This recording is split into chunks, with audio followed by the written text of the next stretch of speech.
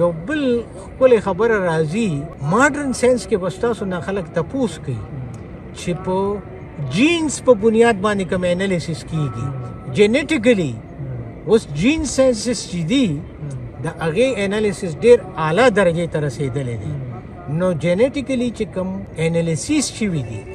نو هغه د ډېرو پښتنو نه سامپل اخیستي شوي دي او د جیوز انالیسس د اسرائیلو شوی دی هغې کې هېڅ سیمیلریټي نشته نو جینیټیکلی هم مونږ اسرائیلو سره یو شان نه یو او هغه انالیسس وایي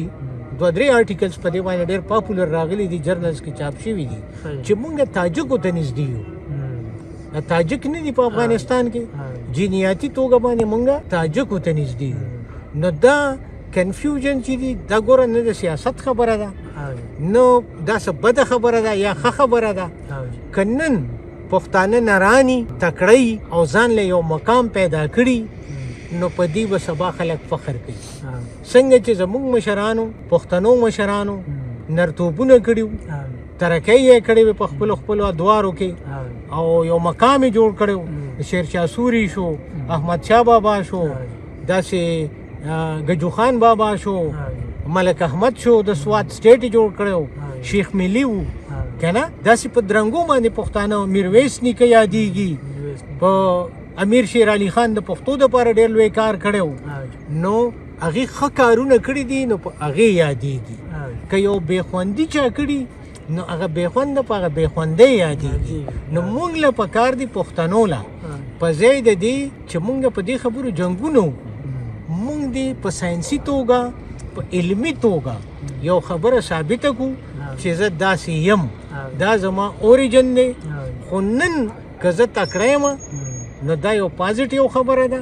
او که تکړه نه یم نو ما له سټرګل پکار دی چې زه ځان له یو نوم پیدا کړم ښه ژوند پیدا کړم د علاقه کې امن راولم خوشحالي راولم نو دا اهمې خبرې دي خو په دې باندې خفه کېدل یا خوشحالېدل چېرې زما بن اسرائیلو سره رشته ده یا بل چا سره د بل دی کې یو ډېره ښکلې خبره راځي د پښتنو آبادي چې ده هغه پښتو د ژبې په ویونکو باندې هغه آبادي راتلی شي د آبادۍ تعین چې دی چې څومره د پښتو ویونکي دي په پښتو ژبه څومره خلک خبرې کوي نو په هغې کې موږ ته وایي چې دومره چې دي 100 میلیونه خلک د جنوبي اضلاعو پښتو وایي او دومره خلک بنوسي وایي او دومره خلک وزیري ژبه وایي او دومره خلک افغانۍ پښتو وایي او دومره خلک پاکستانۍ پښتو وایي نو چې دا تر ټول کې نو دا تقریبا د 80 میلیونو نه بره دي نو چې د 80 او د 80 میلیونو خو شاته مونږ رسو نو په هغې کې بیا زمونږ په دنیا کې زمونږ د ژبې نمبر چې دی 2,000 ژبې دي په دنیا کې په هغې کې زمونږ نمبر په 10-12 کې راځي او دا دي چې مونږ تقسیم کړي نو بیا زمونږ نمبر چې دی نو 40-35 دغه خو شاته ورسي 4400 دې ته ورسي 440 ته زمونږ نمبر ورسي ولې د افغانستان په پښتو زمونږ پښتو نه ده زمونږ پښتو د هغې پښتو نه ده نو یو دا لبه مونږ سره جوړه ده چې زمونږ نه د اقلیت جوړولو کوشش کیږي دویمه خبره دا ده چې عربي یا انګریزي هغې د انګریزۍ ویونکي شماري نو هغې دا وایي چې دا سکاټش انګلیش دی دا آیرش انګلیش دی دا ویلش انګلیش دی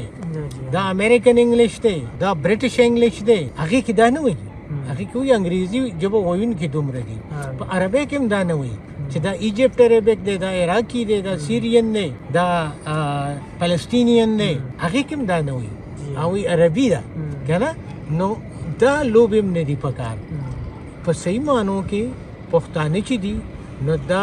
تقریبا د 80 میلیونو نه اوس بره دي نو چې ته یوه روکه قبیله چې وه چې هغه روکه وه او د هغې آبادي 80 میلیونو ته ورسېده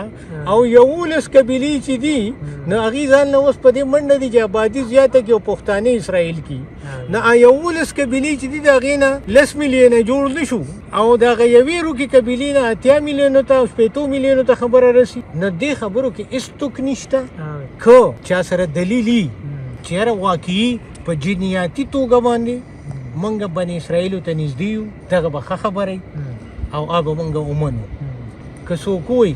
چې پراګویت کې لیکلي دي یا هیروډوټس ویلي دي چې دا بني اسرائیلو په دې لار باندې افغانستان ته رالو او دا هغه دي یا به مونږ ومنو که یا څوک وایي چې عبراني او پښتو یو شان ژبې دي او دی دلته ورته پښتو وایي هلته ورته عبراني وایي او ټکي یو شانتې دي دا به مونږ ومنو که نه خو چې نه ژبه یو شانتې ده نه کلچر یو شانتې دی نه علاقه یو شانتې ده او بیا مونږ په هوایي خبرو باندې یقین کوو او جینیاتي توګه باندې مونږ بیل خلک یو نو مونږ ولې په زوره باندې یا خوشحال بابا یو شعر ویلی دی چې مونږ د یعقوب علیه السلام اولاد یو یا یو بل سړی یو شعر وایي چېرې مونږ د پلاني اولاد یو خالد بن ولید دا پکې یو نوې تماشه ده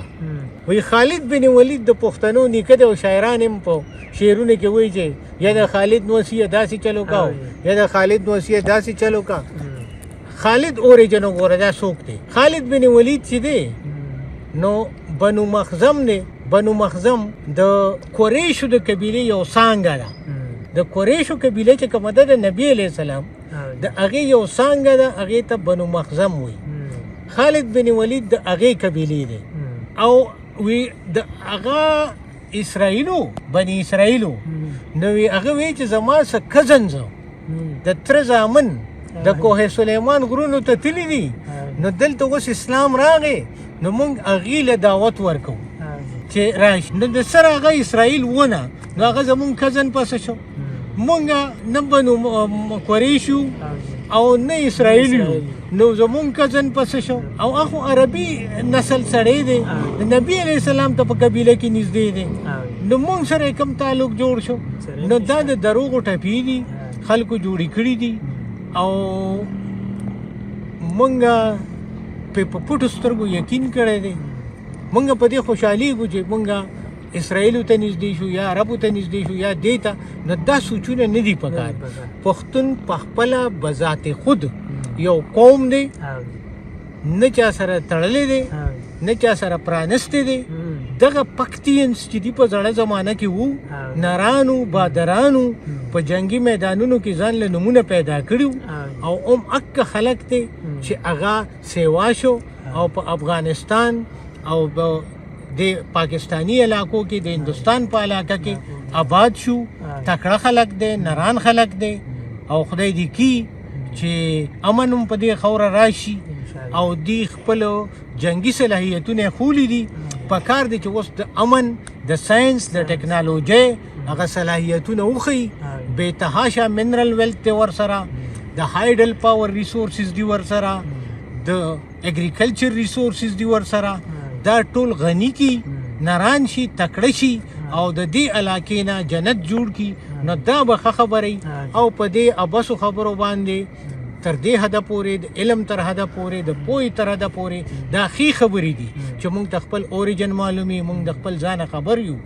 خو د دې په موجوده پښتون باندې هیڅ اثر نشته کم قومونه چې نو هغه شته شو کم چې شته هغه نشو لکه د مغولو تاسو اوس تاسو کې نو غنی خان هغه ډېر مشهور شعر دی وی ما ته څه مغول کې رک مغول او رکی کور دی ولې نوم د هغه ناخلي چې نن په اوږو سور دی نو زما په خیال په دې شعر به خبرې ختمې کړو او که بیا داسې سوالونه وي نو باسونه به پې کوو خبرې به پې کوو ستاسو ډېره مننه خدای مباد لره د ډاکټر صاحب د خبرو نه موږ ته دا اندازه ولګېده چې د بني اسرائیلو او د پښتنو هېڅ تړون نه جوړېږي پښتون جدا قوم دی بني اسرائیل چې کوم دی دا جدا قوم دی که تاسو زموږ خبرو سره اختلاف لرئ نو موږ ته په کمنټ کې ووایئ